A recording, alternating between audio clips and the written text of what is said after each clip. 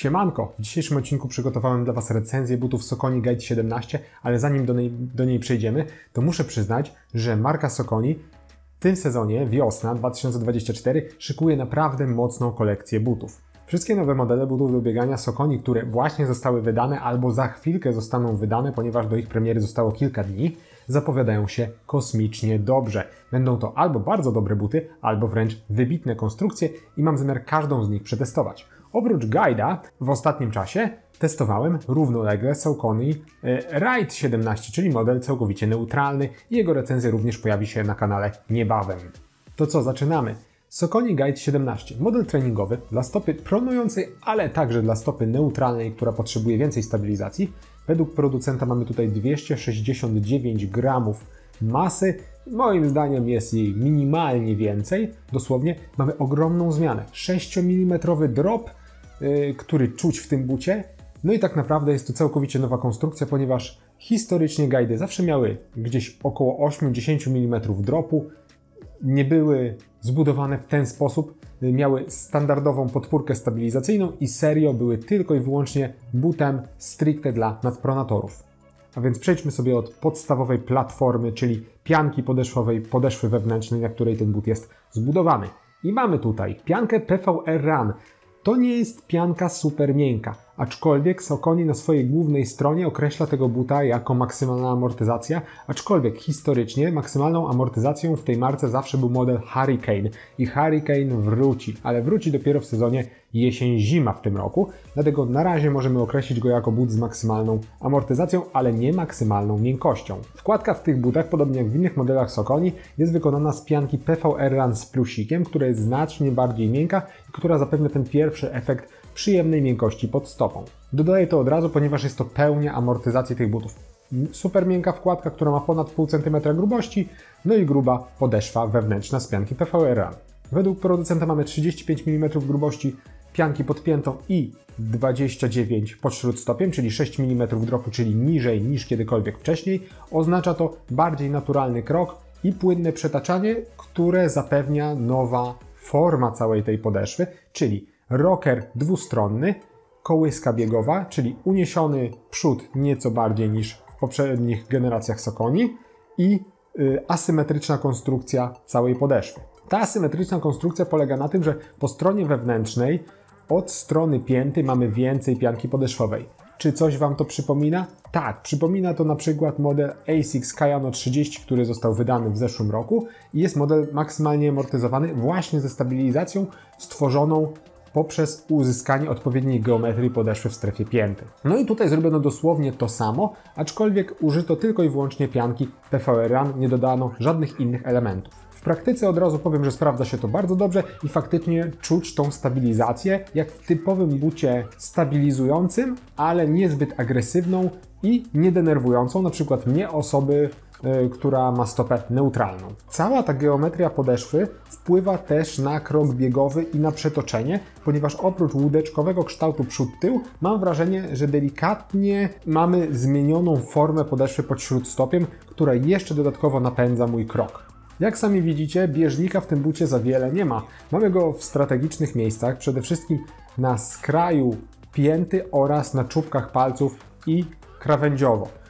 Tego bieżnika jest wystarczająco dużo, żeby fajnie złapał mokry asfalt, aczkolwiek na lekkim błocie i piasku but trochę się ślizga, ponieważ mamy dużą ekspozycję pianki podeszwowej, która w ogóle nie jest przykryta żadnym bieżnikiem i też nie ma żadnego bardzo agresywnego wzoru. Docelowo nie uważam to za wadę, ponieważ przyszłość mówi nam, a przynajmniej z tego co ja widzę, że gumy bieżnikowe będą odchodzić do lamusa albo będzie ich po prostu coraz mniej i wbrew pozorom to nie jest aż tak duży problem. Zapomniałbym dodać, że but jest stabilny nie tylko w strefie pięty, ale także śródstopia, ponieważ platforma tego buta jest bardzo szeroka i zapewnia mnóstwo miejsca na lądowanie.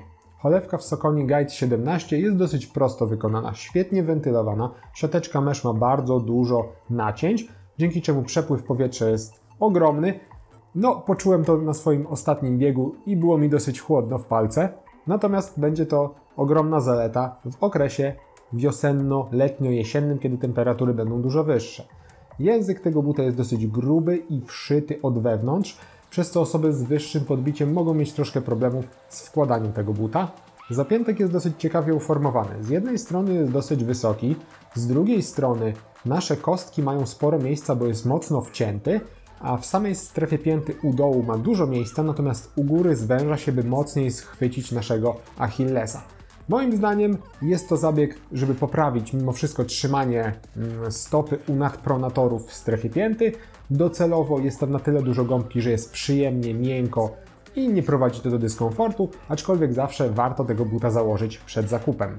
Saucony Guide 17 zaskoczył mnie naprawdę pozytywnie na moich treningach.